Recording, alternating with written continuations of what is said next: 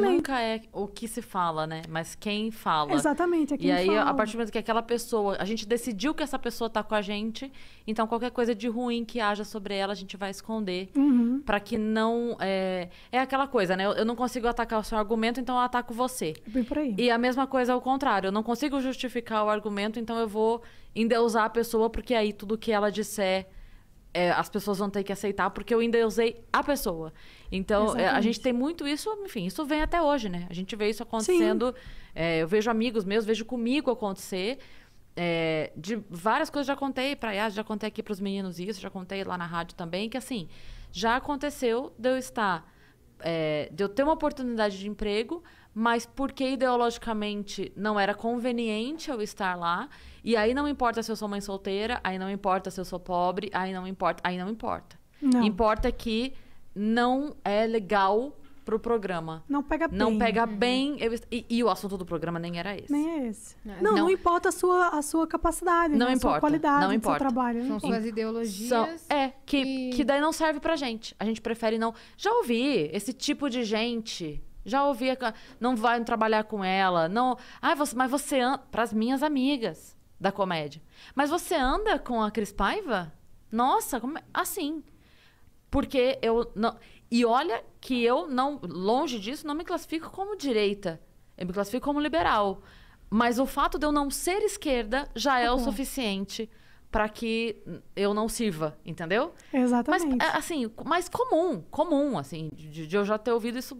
Não tô falando de 10 vezes, entendeu? Tô falando milhares. de... muito. Eu sei. E aí eu falo assim, gente, tá bom então, cara. Você prefere contratar uma pessoa com menos casca, menos histórico, menos capacidade, menos talento, menos o que quer que seja... Porque fica bonito? Então vai, cara. Vai lá, contrata. E depois Se vende, aguenta. então, assim. E depois aguenta, porque vão vir falar mal. E aí tu Pois justifica porque que você contratou essa pessoa. Porque eu vou estar na minha casa dormindo.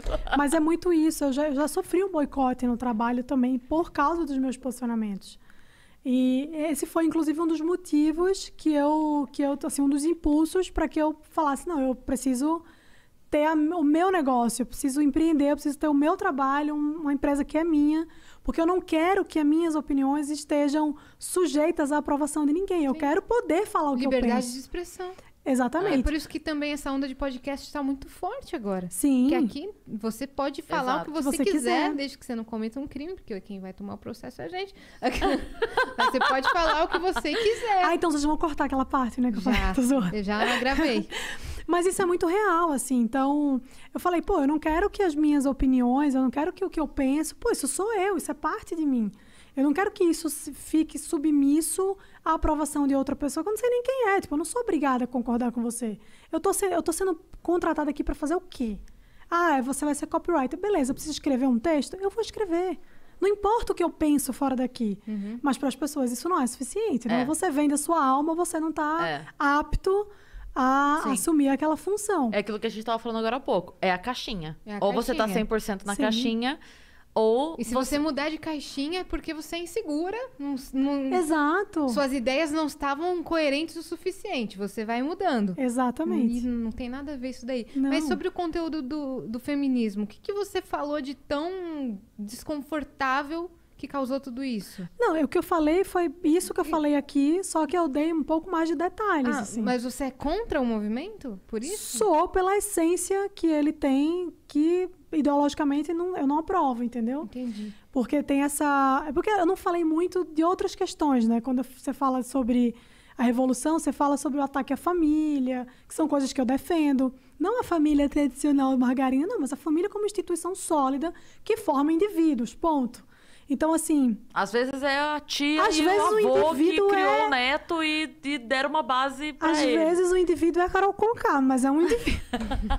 Mas você tá entendendo que, assim, exato, não importa quem seja. Eu não tô dizendo que é o pai, mãe, o menininho e o cachorrinho. É a base familiar. Tradicional brasileira. É a base familiar, entendeu? Outro dia veio uma menina falando pra mim assim, eu falei... Eu não lembro, eu falo isso algumas vezes. Aí eu tava falando alguma coisa e eu disse assim, olha que eu nem sou feminista, mas eu tal coisa. Aí a menina comentou assim, Cris, você não pode falar que você não é feminista, você é uma guerreira, você tem uma vida tipo de superação, você passou por um monte de coisa, você luta, você trabalha lá, você é feminista assim. Aí eu falei, não sou. E é exatamente porque eu sei o que isso significa que eu não sou. Exato. A partir do momento que eu descobri o que é o movimento, que eu entendi de onde ele vem e qual a sua função social, e não, como você disse, não a superfície, não a bandeira. Porque a bandeira é linda. Sim. A bandeira é linda. Se for só pelo que diz, mas até aí, pelo que diz, a menina vai parar no meio do parque com o estuprador e tá acreditando no que ele diz, entendeu? Exato. Até aí eu passei 7 anos casada com um cara acreditando no que ele dizia. Então a gente acredita no que as pessoas dizem. Sim. E muito mais, assim, como eu falei pra você, não é só pela base ideológica que existe que eu não concordo. Não é só por isso. É isso, especialmente, porque não tem nada a ver, os princípios não tem nada a ver com aquilo que eu defendo, aquilo que eu acredito. Eu não acho que destruir a família, que é um dos principais objetivos do feminismo, quando a gente fala sobre revolução, isso tá lá, não é isso que eu acredito. Mas é mais do que isso, é porque eu vejo como ele funciona na prática, né? Você falou aí que a pessoa chegou e falou, você tem que ser? Não, não tenho.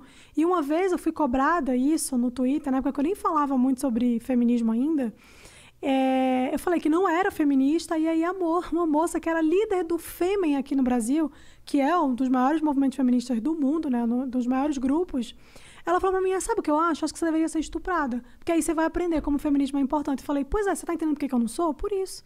Porque, aí assim, não é sobre mulheres, é sobre mulheres que pensam como eu. É sobre mulheres que abraçam a mesma causa que eu. Sim. E eu não abraço, eu não acredito nisso, eu não defendo. Quer dizer, se o meu voto não é no candidato que você defende, então eu sou tratada como homem, e o pior, o homem do pior tipo. Sou tratada como macho escroto, porque foi isso que eu fui tratada, se a pessoa vira pra mim e deseja que eu seja estuprada pra aprender alguma coisa, ela tá achando que eu sou o quê? Só porque eu discordei, entendeu? Uhum. Então, assim, muita gente pergunta, Mari, tudo bem, o feminismo tem lá a sua base teórica que você não concorda, mas, poxa, mas o feminismo hoje é a mesma coisa. E eu, ser bem sincero, eu acho que cada dia é pior. Cada dia se torna muito mais opressor. Para mim, esse é o grande problema. Porque as pessoas, o feminismo, ele se pauta em ser contra a opressão, mas ele é opressor. Basta você dizer que não é feminista, você vai ser oprimida. Então, assim, é um movimento que diz que você não pode ser subserviente ao homem, mas ele quer que você seja subserviente a um monte de mulheres que vai dizer o que você tem que fazer. E eu não quero ser subserviente a ninguém. Eu quero decidir a minha própria vida, eu quero fazer as minhas escolhas, eu quero ter as minhas próprias opiniões, sem ter que estar preocupada em agradar um movimento ou outro, porque eu sou um indivíduo, eu sou uma pessoa. Esse é o grande problema do movimento feminista e de todos os outros coletivos, é que ele descaracteriza você como indivíduo. Ele não olha para a Cris Paiva, ele olha para a Cris Paiva que tem franja. Então, todas as mulheres com franja têm que se unir. Não é isso. Antes de ter franja, eu tenho uma cabeça, eu tenho um cérebro, eu tenho um coração, eu sou um ser humano, eu tenho uma filha, eu tenho uma vida. Então, assim, eu não me resumo a isso, a essa característica. Eu não me resumo a ser mulher, eu me resumo a ser um ser humano. Sim. Porque se eu vir uma outra mulher fazendo uma cagada, eu não vou acolher essa mulher porque ela é mulher. Para mim, isso não faz o menor sentido. É por isso que me assusta muito essa coisa da... Eu até entendo a ideia da sororidade quando você fala, vamos se juntar. Sim. Pô, a gente já passou por toda... Vamos se juntar. Beleza. Mas, na prática, o negócio é muito diferente. Sim. Então, assim, se eu vejo uma mulher cometendo um crime, se eu vejo uma mulher oprimindo alguém, se eu vejo uma mulher fazendo uma coisa que um homem também faria, eu vou defender essa mulher porque é mulher? Ou então eu vou defender essa pessoa porque ela é negra ou porque ela é indígena? Não! Eu vou olhar para o que ela fez e vou condenar como eu condenaria se fosse qualquer outra pessoa, porque aquilo está errado. Então, esse é o meu maior problema com os movimentos coletivistas, de modo geral. É que eles tratam você não como uma pessoa com as suas particularidades, com a sua vida, com os seus desejos pessoais, com, né, os seus sonhos e tudo mais. Ele trata você como parte de um movimento e que se você não segue a cartilha, se você não reza o Ave Maria como eles querem, você vai ter a cabeça cortada fora. Mas em todas as vertentes, é assim? Eu acredito que sim. Pelo menos todas as vertentes que eu estudei, porque, na verdade, a base é a mesma. A vertente é só uma maneira de especificar certos grupos. Né? Você fala de feminismo negro, você está falando de mulheres feministas que também têm afinidade ali por causa do movimento negro, enfim. Uhum. Então, ele só se agrupa, né? Assim, se forma grupos, mas no final das contas é tudo a mesma base, a base coletivista. E a minha crítica é ao coletivismo de modo geral por isso. Porque eu não sou um grupo, eu sou uma pessoa. Né? Tem a Ayn Rand fala uma frase que a gente conhece de cabo a rabo.